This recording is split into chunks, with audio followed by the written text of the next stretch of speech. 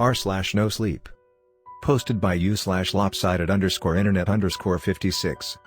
A mysterious beeping intercepted our plane's PA system, and it showed no sign of stopping for the entire duration of our flight from Miami to DC. 12:34 a.m. EST. It started shortly after the plane maintained cruising altitude. The sound was distinctly jarring, random, not dissimilar to a beefed-up Amber Alert. The only difference was the accompanying lack of guilt roiling in your stomach when you try your best to ignore it. This, however, was hard to ignore. Seriously. Jesus, I muttered under my breath, maybe 20 minutes into the beeping, trying to block out the sound with my hands. Spoiler alert, it wasn't working very well.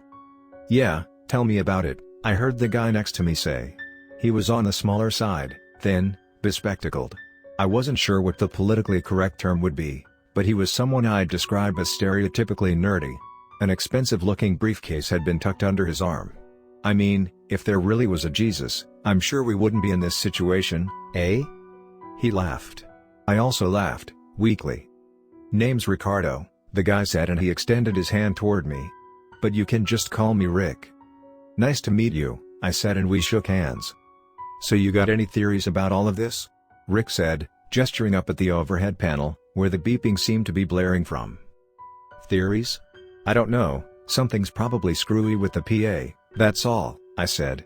Why, you got any interesting ones? Before Rick could answer, there was a loud "Oi, so what are we doing about this?" from the back. Yeah, lady, come on, another dude said. My ears are bleeding over here, what's going on? A couple passengers gave nods and hoots of approval. One of the air hostesses, who was a little ahead of us, stood up straight, her face etched not only with confusion but concern. I'd never seen an air hostess look concerned before.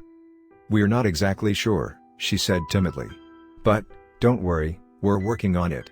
We've been having quite a few issues with our PA system lately, so it's definitely not an unexpected interruption. People began whispering at this. Well, can't you just turn it off? Someone asked. The air hostess hesitated. It is off. Where's the sound coming from then? I don't know. How could you not know? Yeah, don't they train you people for these situations? Before the situation could get out of control, another attendant stepped in and gently pulled her coworker to the side, whose eyes were brimming with tears at this point. Thank you, everyone, she said, leading her down the aisle. But, please, no more questions. Stay in your seats as we sort this out. We will update you once we have more information. The beeping just seemed to get louder at this. Rick turned toward me. Geez, that was rough. Yeah, it's not like it's her fault or anything, I agreed. It's probably just a wiring or software issue. Could be, Rick said. He seemed a little lost in thought. That or maybe it might even be interference from another electronic device or something. Who knows? I didn't really take that to mean much at the moment. Why would I? It wasn't anything more than an interesting theory. I looked out the window, staring mindlessly at the inky black sky, the infinite beyond, hoping the beeping would soon become nothing but background noise. A subconscious lullaby. 1:44 a.m. EST. The beeping didn't sound so random anymore. I mean, an hour into listening to the same thing over and over and over again was bound to uncover some consistencies or discrete patterns. The most noticeable pattern would be these longer than normal gaps between each set or sequence of beeps. After the gap, the same series of beeps would play again. I even managed to record and isolate one of these sequences later on. Rick had apparently figured this out before I had because his knee seemed to be shaking perfectly in sync with the beeping. He was mouthing the sounds as well. Maybe we were both going insane. 2:03 a.m. EST. I swear I'd seen a sliver of green down in the clouds. I didn't make a big deal of it or anything because I have a mild case of astigmatism and might have distorted the plane's flashing lights or something, but it felt noteworthy nonetheless. The flight attendants hadn't gotten back to us with anything yet either. 2:23 a.m. EST. Rick had moved past mouthing what he was hearing. Instead he had opened up his briefcase a few minutes ago, taken out a notebook and was now scribbling fervently, pausing every now and then whenever the beeping became a little too muffled. I didn't want to bother him as he worked, so I decided to return my attention to the window, in case that sliver of green would show up again. 2:39 a.m. EST. No, oh? Rick mumbled, when a baby started to suddenly cry, throwing him off completely. Rick wheeled around in his seat and yelled, Please, hey, shut him the fuck up." Many people turned to look in our direction. The baby, however, didn't shut the fuck up, it kept crying. Everyone else seemed too exhausted and overstimulated to care. Still no updates from the attendants. 2:03 a.m. EST. A couple other passengers around us had seemed to take notice of what Rick was doing. In fact, a small group slowly started to congregate around our aisle, watching as Rick would alternate between listening to the beeping and scribbling in his notebook. "You think someone needs our help?" I heard a woman ask her husband quietly. "Like, this is an SOS signal of some kind?" "I highly doubt it," a man who wasn't her husband answered. "We're pretty high up in the air and it's not exactly easy to break into modern commercial PA systems, is it?" Rick whipped around to face the man, his eyes bloodshot. Rick's appearance had slowly gotten more and more disheveled as time went on. He truly looked like a crazy person just "Okay? None of you has a fucking clue about what's going on. Zero. Go back to your seats and leave me alone." "Oh, so you're saying you do then?" the man retorted. "No offense, but you look like you just graduated high school, mate. What makes you so qualified?" 12 years with the Navy as an aeronautical engineer, asshat. "That's what makes me qualified," Rick said haughtily and returned to his notebook. "Now leave me the fuck alone, why don't you?" 2:58 a.m. EST. The flight attendants had to come out of hiding and manually tell us that we would be landing soon. This was the first time we'd seen any of them since the beginning of the flight, so, obviously, people started berating them with questions as soon as they stepped outside. They refused to answer any of them. Their faces were as ghostly white as Rick's was. Oh, yeah, Rick had just completely shut off at this point. His eyes were as wide as saucers, devoid of any emotion. He'd been bound to this state for at least 15 minutes, ever since he stopped scribbling in his notebook and slipped it back into his briefcase. Something told me he found what he was looking for. 3:14 a.m. EST.